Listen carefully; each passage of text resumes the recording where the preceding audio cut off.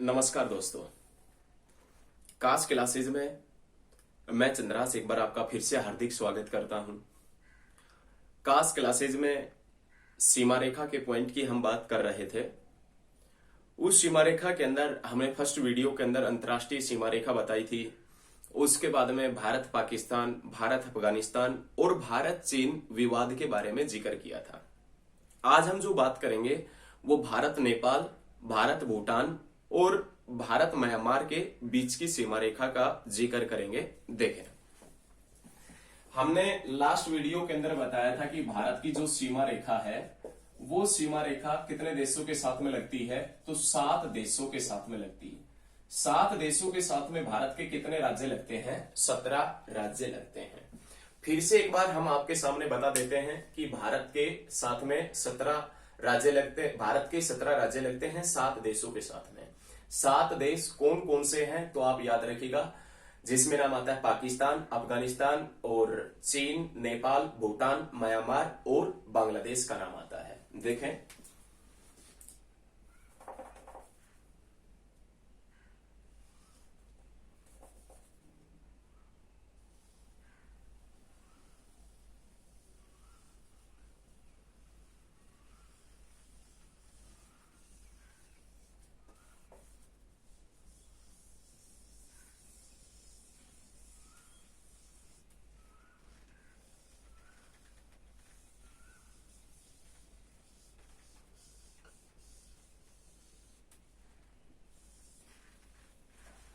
ये हम मान लेते हैं कि अपने पास में ऐसा एक उत्तर भारत है। कल हमने भारत पाकिस्तान, भारत अफगानिस्तान और भारत चीन के विवाद के क्षेत्र के बारे में जिक्र किया था। आज हम बात करेंगे भारत और नेपाल, भारत भूटान और भारत और म्यांमार। नेपाल के पॉइंट की बात करें, नेपाल भारत के साथ में कितने किलोमीटर लंबी सीमा रेखा बनाता है? 1751 किलोमीटर लंबी सीमा रेखा बनाता है। नेपाल के साथ में भारत के कितने राज्य लगते हैं तो याद रखिएगा, भारत के 5 राज्य लगते हैं, जिसमें नाम आता है उत्तराखंड, उत्तर प्रदेश और बिहार, पश्चिम बंगाल और सिक्किम। सिक्किम सभी को मालूम है कि याद रखिएगा, जनसंख्या के अकॉर्डिंग, पॉपुलेशन के अकॉर्डिंग सबसे छोटा स्टेट है सिक्किम, जो 1975 के अंदर बना था। लेकिन भारत और नेपाल के बीच में ऐसी कोई सीमा रेखा है नहीं जो एग्जाम की दृष्टि से महत्वपूर्ण हो। भारत का एक पड़ोसी देश, एक मित्र देश है, कौन सा? नेपाल, जो 1751 किलोमीटर लंबी सीमा रेखा बनाता है। भारत और नेपाल के बीच में वर्तमान में जो सीमा रेखा है, उस सीमा रेखा का निर्धारण 1858 के अंदर हुआ था। भारत और नेपाल के बीच में 1858 के अंदर एक समझौता हुआ। उस समझौते के अंदर भारत और नेपाल ने यह बताया कि दोनों देशों के बीच में 10 गज भूमि को, 10 गज भूमि, दोनों देशों के बीच में 10 गज भूमि को खाली छोड़ दिया जाए और उसी भूमि को हम सीमा रेखा मान लेते हैं। ये दोनों देशों के बीच में डिसाइड हुआ था 1858 के समझौते के तहत भारत और नेपाल के मध्य, कि भारत और नेपाल दोनों देशों के मध्य 10 गज भूमि को खाली छोड़ दे, उसी रेखा को, उसी 10 गज भूमि को सीमा रेखा के रूप में माना जाएगा। ये डिसाइड हुआ था कब? 1858 के अंदर। लेकिन नेपाल की तरफ से भारत को किसी प्रकार का कोई दिक्कत नहीं है, लेकिन बात करें हम, वहां से तस्करी वगैरह और उग्रवाद वगैरह फैलता रहता है। लेकिन नेपाल की तरफ से आतंकवादी गतिविधियां बिल्कुल कम होती है।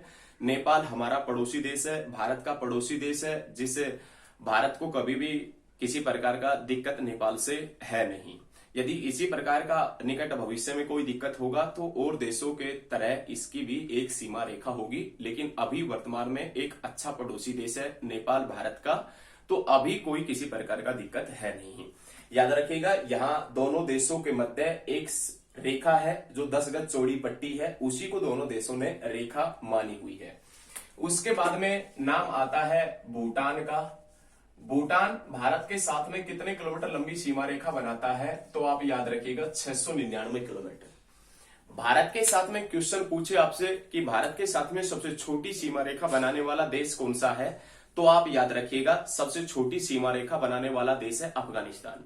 लेकिन अफगानिस्तान ऑप्शन में नहीं आता है, तो भारत के साथ में सबसे छोटी सीमा रेखा वाला बनाने वाला जो देश है उसमें नाम आता है किसका? भूटान का। और भूटान भारत के साथ में कितने किलोमीटर लंबी सीमा रेखा बनाता है? 699। भारत और भूटान के मध्य 1949 के अंदर एक समझौता हुआ। भारत और भूटान के मध्य 1949 के अंदर एक समझौता हुआ। उस समझौते में यह कहा गया कि भारत और भूटान के मध्य जो सीमा रेखा है वो सीमा रेखा एक नॉर्मल है, क्योंकि भारत भूटान का और भूटान भारत का अच्छा पड़ोसी देश है, अच्छा मित्र देश है। लेकिन उसी समझौते में भारत को यह अधिकार मिला।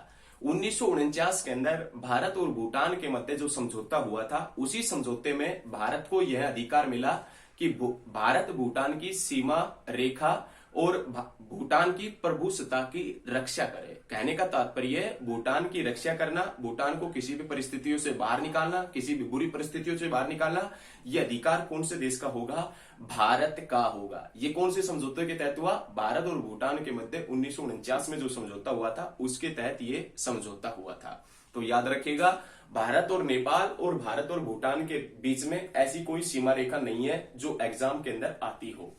उसके बाद में नाम आता है पड़ोसी मुल्क म्यांमार का। म्यांमार जिसे किस नाम से जानते थे? बर्मा के नाम से जानते हैं। इससे पहले वीडियो में हमने आपसे बताया था कि भारत सरकार अधिनियम 1935 के तहत 1937 में ये बर्मा भारत से अलग हुआ, लेकिन फिर इस बर्मा को ब्रिटिश साम्राज्य के अधीन कर दिया गया। ब्रिटिश साम्राज्य के अधीन कर दिया गया और बर्मा पूर्ण रूप से स्वतंत्र हुआ 1948 के अंदर। बर्मा जिसे वर्तमान में म्यांमार के नाम से जानते हैं, ये म्यांमार और भारत के बीच की जो सीमा रेखा है, उस सीमा रेखा की जो लंबाई है वो 1643 किलोमीटर है। याद रखिएगा, भारत और म्यांमार के बीच में जो सीमा रेखा है उस सीमा रेखा की लंबाई कितना है? 1643 किलोमीटर उस सीमा रेखा की लंबाई है। कल हमने पिछली वीडियो में आपसे बताया था कि भारत और म्यांमार की सीमा रेखा के ऊपर भाई साहब हिमालय पर्वत श्रृंखला फैला हुआ है। भारत और म्यांमार की सीमा रेखा के ऊपर हिमालय पर्वत श्रृंखला फैला है और भारत और म्यांमार की सीमा के ऊपर जो हिमालय पर्वत श्रृंखला फैला है, उस हिमालय पर्वत श्रृंखला को किस नाम से जानते हैं? तो आप याद रखिएगा, उस हिमालय पर्वत श्रृंखला को किस नाम से जानते हैं? अराकान योमा के नाम से। भारत और म्यांमार की सीमा रेखा के ऊपर जो हिमालय पर्वत श्रृंखला फैला है उसे किस नाम से जानते हैं? अराकान योमा के नाम से जानते हैं। भारत और म्यांमार के मध्य 10 मार्च 1967 को एक द्विपक्षीय समझौता हुआ। उसी द्विपक्षीय समझौते के तहत भारत और म्यांमार के बीच की सीमा रेखा को निर्धारित किया गया। याद रखना है, भारत और म्यांमार के बीच में 10 मार्च 1967 के अंदर एक द्विपक्षीय समझौता हुआ। उसी द्विपक्षीय समझौते के तहत भारत और म्यांमार के बीच में सीमा रेखा का कार्य हुआ, लेकिन भारत और म्यांमार की सीमा रेखा के ऊपर हिमालय फैला है और उस हिमालय को किस नाम से जानते हैं? अराकान योमा के नाम से भी उसे जाना जाता है। तो याद रखिएगा, लेकिन भारत म्यांमार और चीन के मध्य एक विवाद है और विवाद कौन सा? दर्रा है। एक दर्रा जिसका नाम है दीफू दर्रा। यहां पर एक दर्रा पड़ता है दीफू दर्रा। दीफू दर्रा अरुणाचल प्रदेश के अंदर है। हालांकि बुकों के अंदर आप देखेंगे तो आपको मिल जाएगा कि दीफू दर्रा अरुणाचल प्रदेश और भारत और म्यांमार के मध्य है। दर्रा पास किसे कहते हैं? पहाड़ी या पर्वतीय क्षेत्रों के बीच आवागमन का जो प्राकृतिक रास्ता होता है उसे दर्रे के नाम से जानते हैं। पहाड़ी या पर्वतीय क्षेत्रों के बीच आवागमन का प्राकृतिक रास्ता किस नाम से जाना जाता है? दर्रे के नाम से जाना जाता है। भारत और म्यांमार के बीच में एक दर्रा जिसका नाम है दीफू दर्रा। ये सभी चीजें आपको बुक में देखने को मिल जाएगी। लेकिन दीफू दर्रा ऐसा बताया गया है कि दीफू दर्रा भारत, म्यांमार और चीन के मध्य विवाद का कारण है। लेकिन चीन ये कहता है कि ये दर्रा हमारे क्षेत्र के अंदर है, लेकिन भारत ये बताता है कि ये दर्रा दक्षिण में है, थोड़ा सा दक्षिण के अंदर है और ये दर्रा पूर्णतः भारत के अधीन है। तो याद रखिएगा, दीफू दर्रा आपसे पूछे कि दीफू दर्रा कौन से 3 देशों के साथ में लगता है, तो याद रखिएगा चीन, म्यांमार और भारत के अंदर। भारत अपना अधिकार पूर्ण तरीके से जताता है कि ये दक्षिण में है, ये भारत के अंदर पड़ता है।